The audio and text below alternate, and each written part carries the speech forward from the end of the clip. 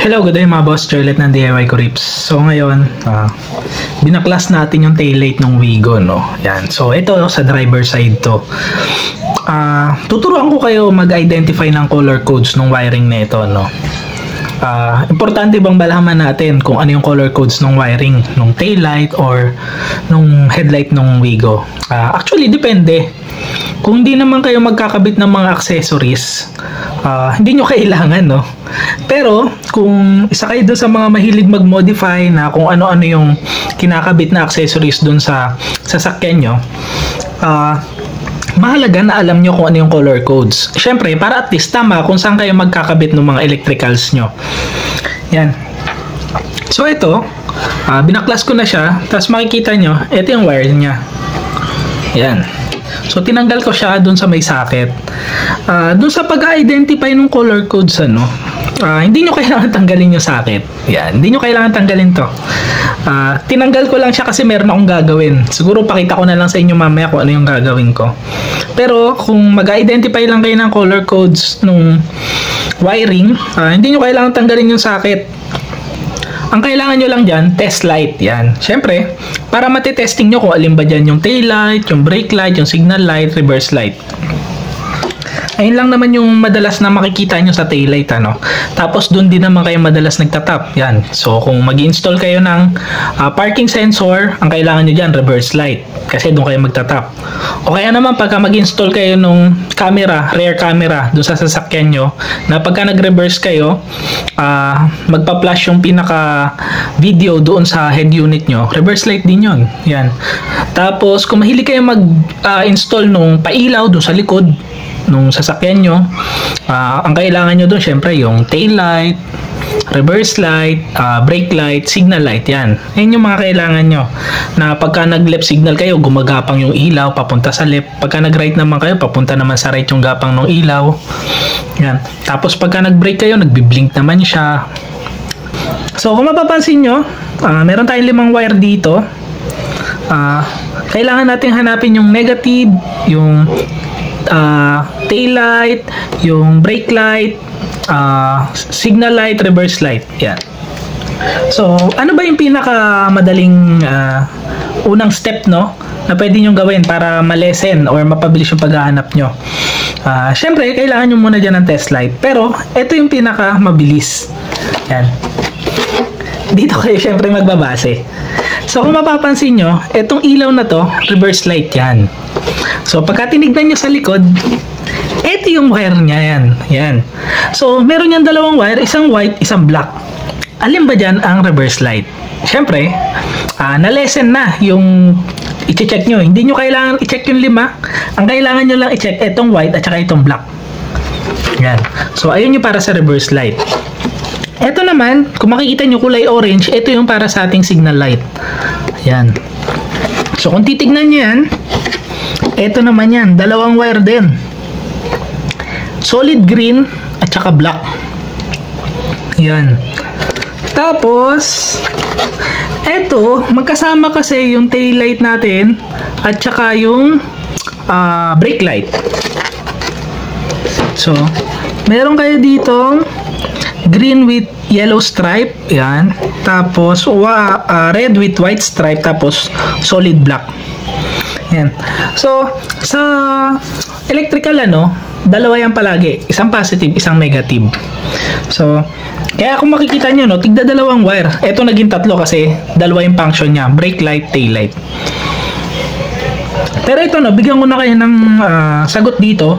Itong black na to, yung mga black wire na yan, ayan yung negative natin. Yan. So, kung mapapansin nyo, ang daming negative yan. Negative dito, negative dito, negative dito. Pero yung lumabas dito sa wiring harness, isang black lang. Kasi, pagdating dito, yan, pinagsama-sama na sila dyan. Tapos, isang black na lang yung nilabas. Yan. So, alam na natin yung pinaka-negative natin. Yan, negative. So, kung yung black is negative, etong white, ito na yung reverse light natin. Ayan, dito yan, sa reverse. Color white yung sa reverse light. Etong sa signal light natin, to solid green. Ayan, signal light. So, ito na lang yung kailangan natin i-test. Ayan. So, gamitan natin ng jump starter. Siyempre yung black, negative yan. Lagay na natin to dito. So, yung tail light natin, kulay red yun. Yung brake light natin, kulay red din pagka umilaw. Paano natin malalaman kung alin yung tail light at alin yung brake light? Yung tail light, medyo dim yung pagka-red niya. Pero yung brake light, ayan yung bright red. So, hanap tayo ng medyo dim na ilaw. So, ang kulay natin dyan is etong stripe na green and yellow, pati yung white and red. So, unahin muna natin yung kulay green. Yan. Tapos, idikit natin etong red white. Yan o, walang pinagbago. Walang pinagbago. So, ito na yung bright red natin. So, ayan yung brake light. So, ang brake light natin is green with stripe of yellow. So, tignan nyo to. Unahin natin to. Yung white and red. Ayan. Kulay red siya pero medyo dim. Di ba ganyan naman pagka naka-tail light kayo? Tapos, pagka magbe-brake kayo, mas magiging bright pa siya. Ayan o. Oh. Ayun. Ayun yung mga pinaka-color code natin. Itong red, white, ito yung sa tail light. Tapos, green with stripe na yellow, ito yung brake light. Yung black, negative. Yung white, reverse. Yung solid green, para sa signal light.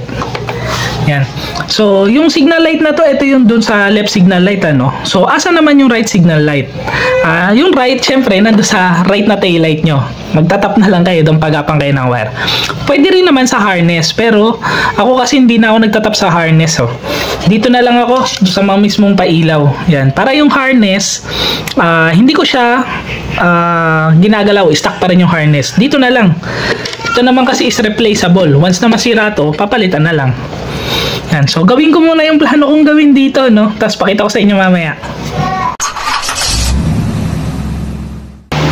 Yan. Di bali ganito kasi yung plano kong gawin, no? Ito yung stock na socket. Yan. Tapos, gumawa ako ng additional.